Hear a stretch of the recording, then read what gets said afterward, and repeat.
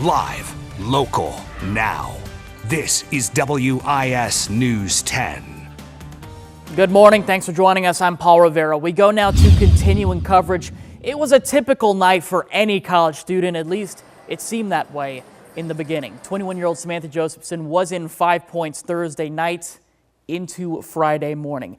Then later that night, she called for an Uber ride to get home, which is the normal thing to do when heading toward the 5 Points area, to and from that area.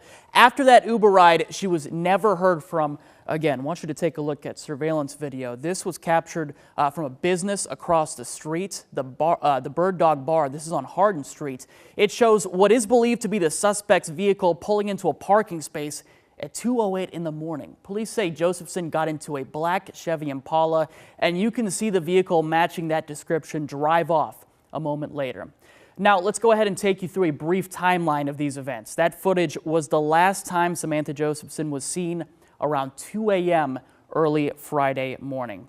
Around 1:30 that afternoon, again, this is Friday, March 29th, CPD receives a call to the hub at Columbia. It's on Main Street for a missing person. That case begins to be investigated as a missing persons case. Then at 4 p.m., the same day, the Clarendon County Sheriff's Office, about 70 miles away from Columbia, responds to a report of a body found in a wooded area in the small community of New Zion. Then Saturday at 3 a.m., when an alert canine officer on patrol makes a routine traffic stop of a suspected vehicle, the suspect runs off and was then arrested after a foot chase. And at 10:30 Saturday morning, yesterday, USC confirms the death of the missing student, Samantha Josephson. Now we get to today and to new developments. Right now, our Jenna Cisneros joins us live from 5 Points. Jenna has been following the story from the beginning for us. And Jenna, Columbia Police saying the investigation is not finished. That's right. And Paul, I will start by saying we don't know if there is going to be a press conference from CPD. No word of that has been given to us yet. But I will say we do know Roland is set to appear in front of a judge. That will be at 2 o'clock today over at Alvin S. Glenn. That's going to be for a bond hearing. But however, he likely will not be receiving bond because of those charges, which will require him to see a circuit judge. But let's circle back to yesterday's news conference. Probably the details that are most striking and terrible were those of the vehicle she was allegedly abducted in. Holbrook described the sheer amount of blood that was found, and he says Josephson's phone was also in there, and they had uncovered that the child's lock had been placed to stop someone from getting out. He added a big part of yesterday was also speaking with the family. It's a process, he says, is difficult all the way around.